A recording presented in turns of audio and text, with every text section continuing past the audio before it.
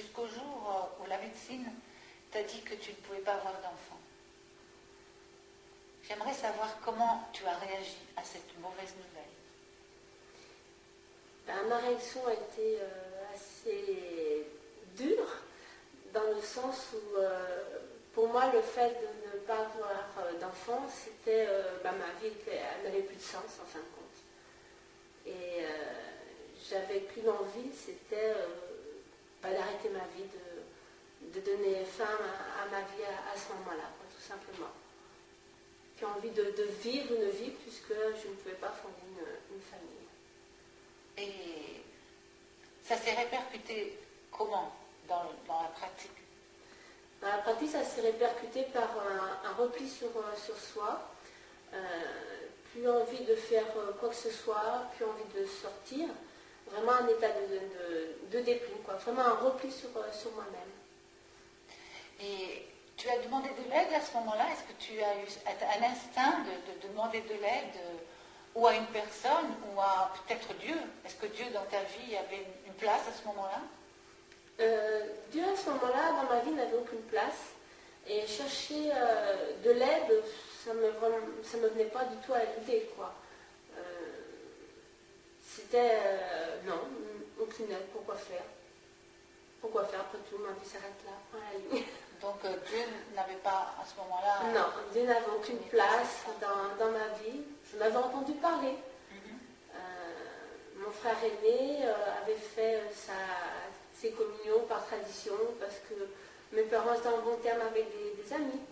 Et moi, quelque part, Dieu, non, ça n'avait pas percuté. J'avais aucune idée, aucune notion. Ouais, Dieu, bon, l'église peut-être, mais je ne me sentais pas concernée du tout. Et c'est arrivé en fait combien de temps après ton mariage avec Claude? Ça s'est passé en fin de compte 11 ans après notre mariage. Et il y avait tout un cheminement qu'on a fait et on avait décidé de fonder une famille, de commencer à se déplacer beaucoup pour son travail. Donc on avait envie de poser nos valises et donc de fonder une famille à ce moment-là. Et voilà. Et ça a été la catastrophe. Quand je me suis réveillée, le lendemain de l'opération, le chirurgien est venu me voir et m'a annoncé que si je voulais avoir des enfants, pour moi, ça ne serait pas possible naturellement, sinon que par moyen assisté, c'est-à-dire par une fécondation in vitro. Et ça t'a interpellé? Est-ce que tu as voulu faire cette intervention? Tout de suite, c'était un peu comme un grand coup de massue que vous recevez sur la tête. Et non, ça ne disait rien du tout de tenter l'expérience. On l'a tenté par la suite, 2 ans après, quand je commençais sous antidépresseurs, quand je commençais à aller un peu mieux dans ma tête. On l'a tenté et c'était un échec total.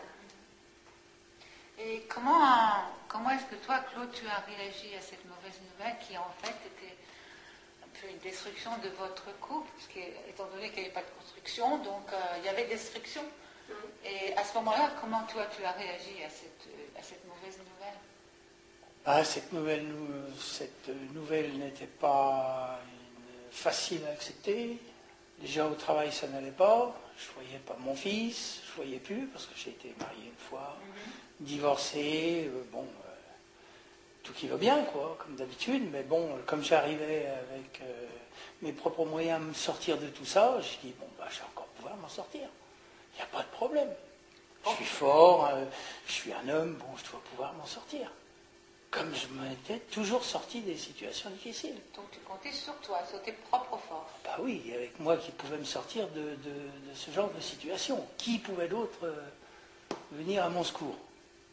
Donc tu vivais quand même dans un stress, et au niveau du travail, il y avait des problèmes, puisque ta femme te téléphonait souvent, et c'était une inquiétude constante. Et aussitôt que le téléphone sonnait, ça y est, je disais, qu'est-ce qu'elle a encore fait? Elle est où encore? Parce qu'elle était sous antidépresseur, mais elle avait toujours envie de se suicider, alors c'était un gros problème. Je me disais, qu'est-ce qu'elle a encore fait? Où est-elle encore? Parce qu'elle a essayé plusieurs fois de se suicider. Donc, Et ça n'a jamais marché? Et ça n'a jamais marché. Ça n'a jamais Non, jamais tenté. Il y avait toujours, on pourrait presque dire comme s'il y avait quelque chose qui m'empêchait de passer à l'acte quelque part. Quelque part, tu étais déjà un peu protégée, tu ne sais pas par quoi, tu ne sais pas par qui, mais il y avait quand même une intervention que tu ne comprenais pas. Apparemment, moi, j'ai toujours une protection depuis le jour où je suis née, quoi. C'est une réalité pour chacun de nous. Oui. C'est vrai. Encore faut-il la déceler, la reconnaître aussi. Voilà. La reconnaître. Donc, pour toi, Claude, il n'était pas question d'une intervention autre que la tienne. C'était Oui. la seule valable, Oui. celle qui pouvait Oui. marcher. Donc, tu ne pensais pas du tout que Dieu pouvait faire quelque chose dans cette situation. Parce que Dieu, c'était quoi pour toi? Dieu, c'était rien pour moi. J'ai fait ma communion privée, ma communion solennelle, comme tout le monde, de tradition. Mes parents nous ont mis à l'église. Bon, bah. Mais pour moi, Dieu, j'avais entendu parler de Dieu, mais sans savoir qui il était. Parce que j'avais jamais fait de recherche, c'était pas intéressant. Quand on est gamin, on a d'autres idées en tête. Après ça, quand on grandit, on a les études qui finissent, le travail qui commence, c'est une autre vie. Après ça, c'est le mariage, c'est une autre vie. Et puis on continue sans se soucier de quoi que ce soit, surtout pas de Dieu. On a l'impression qu'on a déjà tout, quoi. Donc on n'a pas Oui. besoin d'autre chose. On n'a pas besoin de Dieu qui pourrait venir dans cette famille pour faire quelque chose. Pour faire quoi, en fin de compte? Pour faire quoi? Pour faire quoi? Parce Alors tout que allait nous, on bien peut le pour faire. toi. Voilà. Exactement. C'est la réflexion de beaucoup de personnes, hein, je pense. Tu n'es pas le seul, tu n'es pas la seule non plus. Et donc, à un moment quand même, qu'est-ce qui s'est passé pour toi? Tu n'es pas resté dans cette situation. Bien non, parce que c'était invivable. Je ne pouvais plus vivre dans ces situations-là. Plus rien n'allait, il y avait tout qui allait de travers. Je me faisais rembarrer de partout. Je faisais beaucoup de sport avec mon épouse pour essayer d'oublier tout ça, mais même dans le sport, il n'y avait jamais la paix, il n'y avait jamais de... Tu vas chercher un moyen pratique encore pour pouvoir éliminer le problème. Oui. Parce que le problème était toujours là. Il a toujours été là, il Malgré était toujours là. qu'il y avait une fuite, mais le problème restait là. Il était présent, il était constant. Ouais. Et qu'est-ce qui s'est passé quand même? Il s'est quand même passé quelque chose dans votre vie, parce que quand on voit maintenant Evelyne, elle est rayonnante. Alors qu'est-ce qui s'est passé? Eh bien, disons que je me suis rappelé quand même que peut-être il y avait un Dieu. Et c'est là que j'ai commencé à dire, Dieu, si tu existes, il faut que tu te montres. Si tu existes, donc tu croyais pas vraiment? Non. Tu croyais pas? C'était plutôt un cri au secours. Oui. Et là, je voudrais m'arrêter un petit peu pour vraiment m'adresser à ceux qui nous écoutent. En fait, on n'a pas besoin d'avoir une grande foi pour aller vers Dieu. C'est justement parce qu'on a besoin de lui que notre foi commence à grandir et à exister en Dieu. Claude n'avait pas la foi, il avait un besoin. Il a crié au secours, comme vous pouvez le faire aussi maintenant, de la même manière. Parce que peut-être que vous avez un problème, et ça j'en suis sûre, on en a tous des problèmes. Mais peut-être que ce problème-là, vous avez essayé de le régler, de le solutionner en allant voir une cartomancienne. Peut-être que cette personne vous a donné un avenir, bon ou mauvais, positif ou négatif, mais votre problème, vous l'avez toujours. Et il vous hante, il vous gâche vos nuits peut-être, vos journées. Peut-être que vous fumez à cause de ce problème que vous traînez depuis des années. Mais aujourd'hui, alors que vous nous écoutez, il y a quelqu'un qui a la solution à votre problème. C'est celui que Claude a rencontré pour régler ce problème qui a amené quelque peu, vous n'en parlez pas, mais une certaine division. Parce que même si vous vous aimiez, il manquait quand même quelque chose au milieu de tout ça. Au milieu de ce couple, il manque quelque chose. Et même si Evelyne n'a pas eu d'enfant, mais il y a quelqu'un qui est venu, je peux dire, remplacer ce besoin, remplacer cet amour que vous n'avez pas pu exprimer quand un être humain vient au monde et qui nous appartient, qui est la chair de notre chair. Et il y a quelqu'un de plus grand qui est venu au milieu. Et quand tu as crié au secours, si tu existes, Dieu, donc c'est quelque part un doute, mais Dieu entend. Amen. Dieu entend. Il a entendu ton cri.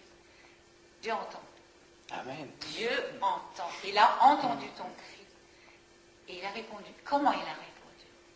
Eh bien, quelques semaines après, une personne est venue nous parler de Dieu, une personne que l'on connaissait. On avait des contrats avec lui, des contrats d'assurance. Il venait pour voir nos futurs contrats d'assurance, parce qu'on avait quelques petits projets malgré tous ces petits problèmes. Et il nous a parlé du Seigneur. J'ai dit, oui, le Seigneur, Jésus, oui, j'en entends parler, oui, ton Dieu, oui, oui. Mais il me dit, il y a plus, si tu veux, il y a une personne qui vient dans une assemblée dont je fais partie, et c'est une Américaine, Francine Lowell, qui va parler de Dieu, qui va expliquer qui est Dieu pour ceux qui veulent. C'est gratuit, est-ce que tu veux bien venir? Bah, je suis pour mon épouse. Bon, je ne vois pas de mal. Connaissant ce qu'était un catholique, un protestant, pentecôtiste et ainsi de suite, j'ai dit, bon, c'est pas une secte, bon, d'accord, on y va. Et on a été à cette invitation. Eh bien, on m'a parlé de Jésus dans cette assemblée. Alors déjà, je savais qu'un homme, ça ne pleurait pas, c'est ce que mon père me disait, donc un homme, c'est fort. Alors donc, il a besoin de rien, besoin de personne, juste de ses muscles. Et dans cette assemblée, quand Francine Lowell m'a dit qu'il y avait quelqu'un qui était mort pour moi,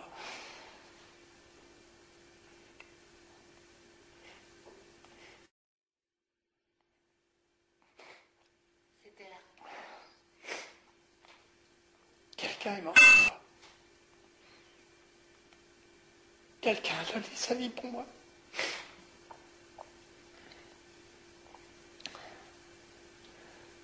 C'est là que j'ai compris la nécessité qu'il fallait que je change de vie. Parce que j'ai dit, si quelqu'un peut donner sa vie pour moi, j'ai quelque chose à faire. C'est au moins croire en lui.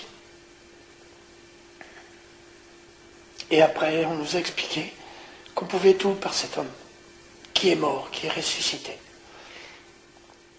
Alors j'ai dit, qu'est-ce qu'il faut faire? Est-ce qu'il faut payer? Est-ce qu'il faut... On m'a dit non, c'est un don gratuit. Waouh! Il donne sa vie gratuitement. J'avais du mal à comprendre, mais j'ai compris une chose. C'est que je pouvais m'appuyer sur cette personne. Et c'est ce que j'ai fait tout de suite. Tu as déposé Ah oui. ton fardeau. Oh oui. Et tu as déposé ton moi. Oui. Toi-même, Claude, Oui. le fort, le costaud, l'invulnérable, quelque part. Ça t'a apporté quoi? Eh bien, une liberté, quelque chose. J'ai dit, bah, s'il peut tout prendre, qu'il prenne tout. Moi, j'aurais plus rien à me soucier. Et dans les semaines à venir, il y a eu beaucoup de choses qui se sont passées. D'abord au travail, ils ne m'ont pas reconnu, parce que non, je n'étais pas un homme facile. Ils ne reconnaissaient pas comment j'agissais. Ils ne me reconnaissaient plus en quelques semaines. Moi, je n'avais pas changé, personnellement, mais bon, je pense que ce Dieu en qui j'ai mis ma confiance a fait toute chose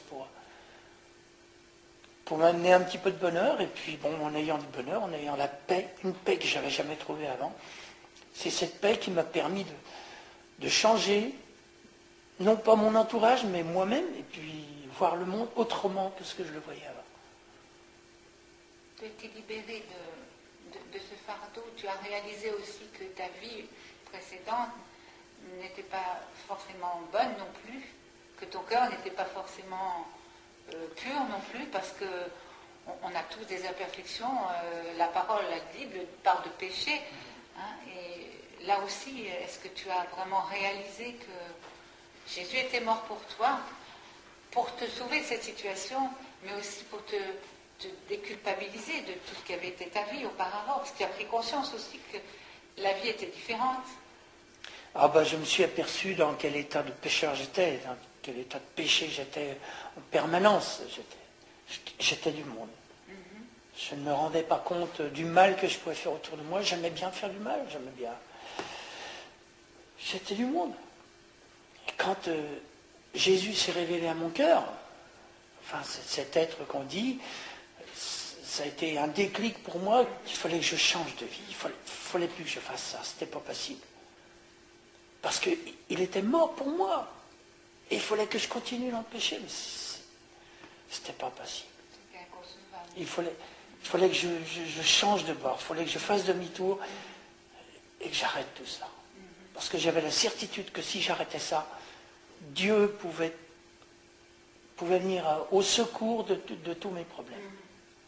Et par rapport à Evelyne, donc toi tu as réalisé que ce que Jésus a fait pour toi, tu as eu la réponse à ton cri. Oui. La réponse à ton cri. Et toi Evelyne, à ce moment-là, quelle a été ta réaction en voyant ton mari changer, parce que tu as dû voir la transformation au fur et à mesure?